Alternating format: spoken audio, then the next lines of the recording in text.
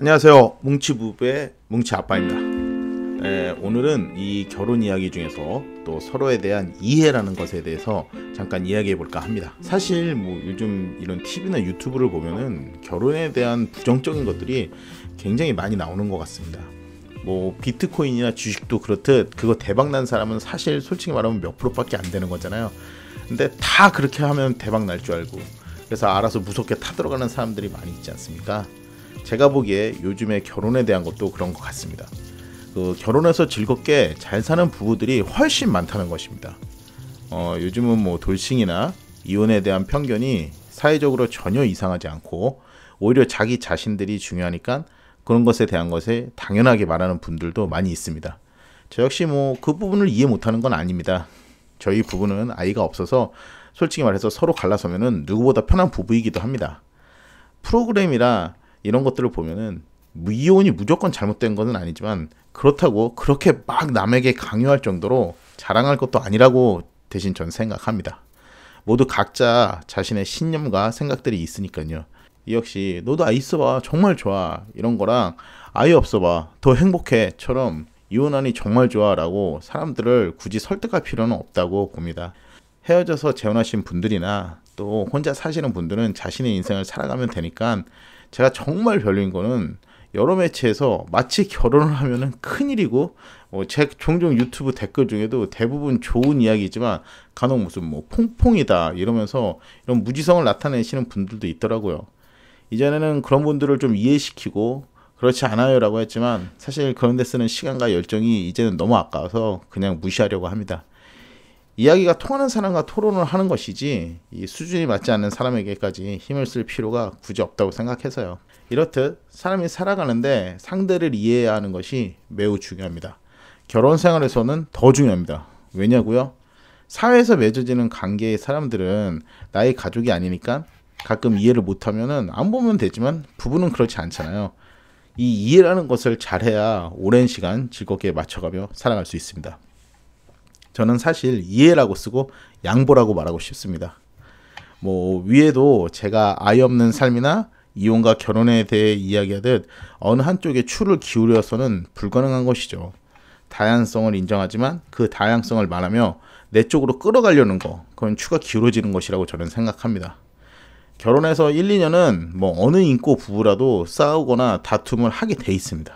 사실 저도 그런 경험이 있고 저 역시 굉장히 심하게 싸워서 서로 이혼 이야기 한 적도 있습니다. 재밌는 에피소드로 제가 신혼 초에 와이프랑 너무 심하게 싸워가지고 처갓집에 장모님께 연락한 적이 있었습니다. 그래서 너무 심하게 싸워서 마치 너희 엄마한테 이러겠다는 식으로 장모님께 전화를 하니까 장모님이 아니 오서방 지금 무슨 가전제품 AS 달라는 건가? 뭐 하는 건가? 라는 대답을 듣고 머리를 탁 치면서 내가 해결해야겠다라고 생각했죠. 지금이야 지나서 즐거운 에피소드였지만 사실 신혼 때 이렇게 싸우면은 진짜 힘들 정도입니다. 아마도 다들 경험이 있으실 거예요. 부부가 서로에 대한 이해를 한다는 거는 처음에는 저는 거의 불가능하다고 봅니다. 당연히 다른 사람이 만나서 살아가는 건데 그게 처음부터 불협화음이 없다면 오히려 그게 이상한 거 아닌가요? 그래서 여기서 이해의 스킬이 좀 필요하다고 저는 생각합니다. 이해의 스킬을 키우기 전에 제가 먼저 권장드리는 것이 있습니다. 바로 공동체 의식을 가져야 합니다. 그게 없으면 이해가 되지 않습니다.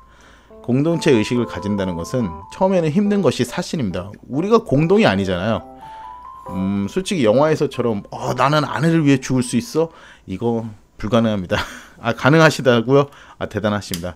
근데 저는 지금 이제 결혼하고 11년 차가 돼가고 있는데 지금은 조금은 그럴 수 있습니다. 이 이야기는 다음 편에 제가 아내를 위해 죽을 수 있어 라는 편으로 한번 제작해서 올려드려 보겠습니다.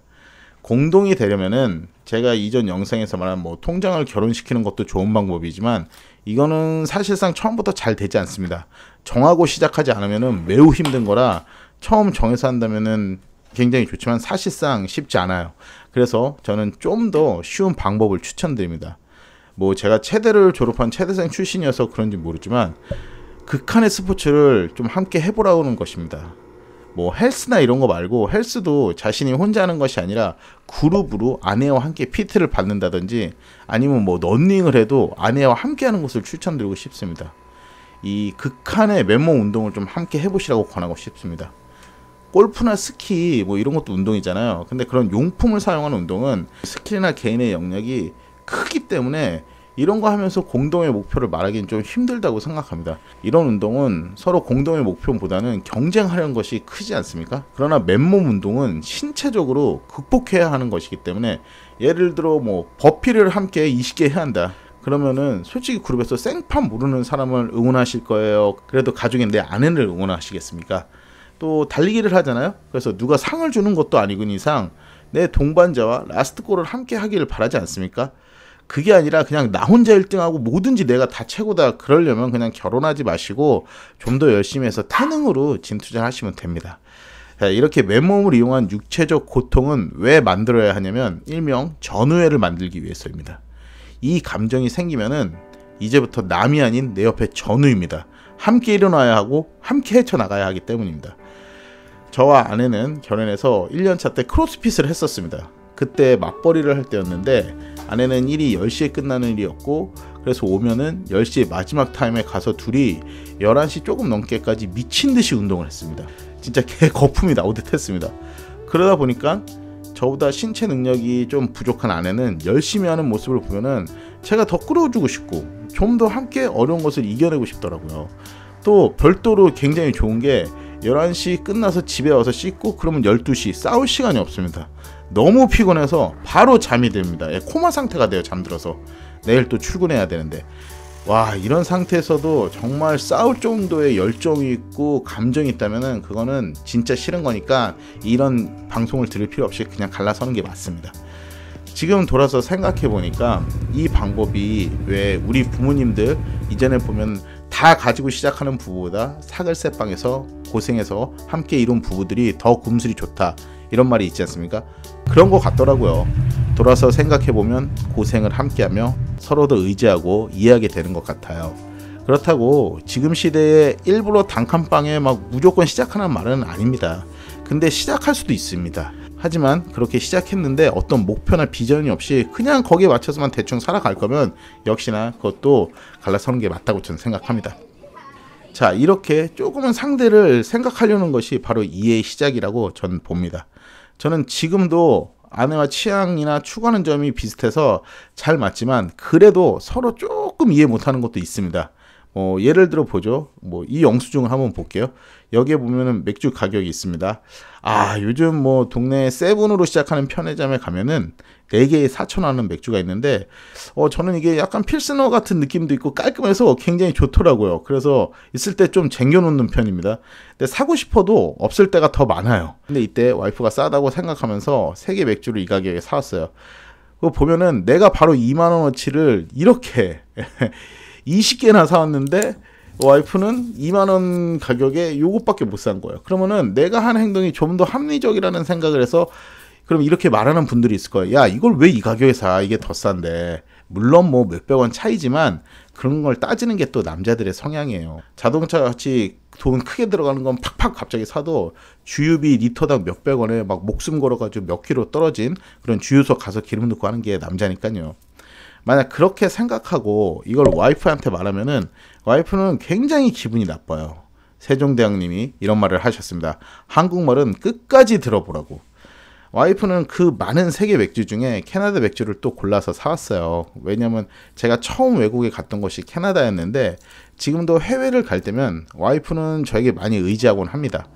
와이프는 저를 만나기 전에 가본 여행이 이전 회사에서 보내준 세부의 단체 여행이 전부였던 여자였습니다. 지금이야 유럽을 갈 때도 척척 계획을 잘 짜고 하지만 처음에는 제가 없으면은 거의 국제 미아가 되어버릴 정도였으니까요. 이런 아내가 남편의 첫 해외여행지인 캐나다를 생각하면서 캐나다에 이런 맥주 있어? 그때 맛이야? 이런 말을 할 때면은 아까 몇백 원의 쪼다 같은 행동을 할 뻔한 제가 막 부끄러워지는 거예요. 아내는 남편의 추억을 생각하면서 이 맥주를 집어든 것이었거든요. 이렇듯 우리는 우리가 생각한 것이 조금이라도 옳다고 생각하면은 상대에게 주입시키고 상대를 막 바꾸려고 합니다. 이것이 이해에서 가장 안 좋은 케이스예요. 이해는 상대가 되어보고 그 상대가 어떤 생각을 하는지 충분히 생각한 후 무엇인가 그것이 내가 생각하는 것과 다르다면은 그것에 대해 나는 이렇다고 말해야 하는 것이기 때문입니다. 섣부르게 내가 생각하고 행동해 버리는 것은 그것은 이해를 시키는 것이 아닌 다름을 생각하는 것이 아니고 틀렸다고 못 받고 내 멋대로 해버리는 것이기 때문입니다. 저와 와이프도 신혼 때는 지금의 보통 신혼부부들처럼 싸우고 그만하자 이런 이야기도 했던 경험이 있습니다. 하지만 거기서 우리가 서로 한 발 물러서서 서로를 이해해보기로 했습니다. 누구나 다 알고 할 수 있는 이야기죠. 한 발 물러서서 조금만 곰곰이 생각해보게 되는 순간 상대의 단점보다 내가 없는 장점이나 배울 것이 보이게 됩니다. 네, 이것이 바로 이해의 기술입니다. 상대의 단점보다는 장점을 찾으려고 노력해 보시길 바랍니다. 그 장점이 뭐 엄청 대단한 것이지 않아도 됩니다. 예를 들어서 아내가 나보다 밥을 많이 먹어. 장점일 수 있습니다. 그러면은 살이 찐다는 단점이 될 수 있겠네요. 근데 이 단점을 먼저 찾아내는 순간 우리는 또 어려운 길에 들어서는 것이라고 생각합니다. 이야, 밥을 진짜 나보다 많이 먹어. 대단해 여보. 그러면 자연스럽게 단점을 말할 수 있는 환경을 만들어야 됩니다. 또한 우리는 부부가 서로에게 이야기하는 것에 대해서 부끄러워해서는 안 됩니다. 저는 아내가 항상 저보다 똑똑한 와이프라고 생각하고 항상 아내에게 당신은 나보다 똑똑해. 그래서 그런 게 좋아라고 이야기합니다. 와이프는 그러면은 제가 좀 마초스럽지만 거기서 남자다운 것을 찾아내서 잘 이야기합니다. 그렇게 서로의 장점을 이야기하고 단점을 고쳐보라고 이야기합니다. 저는 사실 대학도 체대를 나왔고 남초 세상에서 살아서인지 입이 조금 거친 단점이 있었습니다. 와이프는 그거를 항상 고치길 바랬고 그걸 오빠는 왜 그렇게 욕을 해? 라고 보다는 오빠 40이 넘어서도 그렇게 막 무슨 나 이런 거 말하면은 사람이 얼마나 가벼워 보이겠어 라며 제가 실수할 때마다 다른 이유를 비유하면서 저를 변화시켜 줬습니다. 그래서 지금은 이전처럼 뭐 그런 슬랭이나 안 좋은 단어를 쓰는 버릇을 좀 고칠 수 있게 되었습니다. 우리는 우리의 단점만 찾기에 너무 혈안이 되어 있고 남이 잘못되기만을 너무 바라는 것이 아닌지 생각해 볼 필요가 있습니다.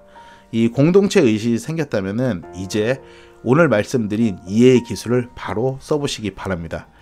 첫 번째, 상대의 말을 끝까지 들어라. 두 번째, 상대의 의중을 내 마음대로 생각하지 말자.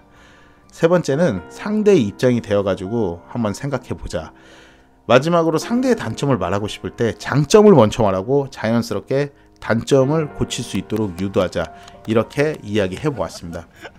여러분이 지금 결혼을 준비하시거나 결혼은 했지만 작은 충돌이 있어 힘들어 하신다면 한번 상대가 이런가 보다는 나에 대해 생각해 보시길 바랍니다. 물론 저보다 오랜 결혼 생활로 행복을 향해 가는 부부들도 많으리라 생각합니다.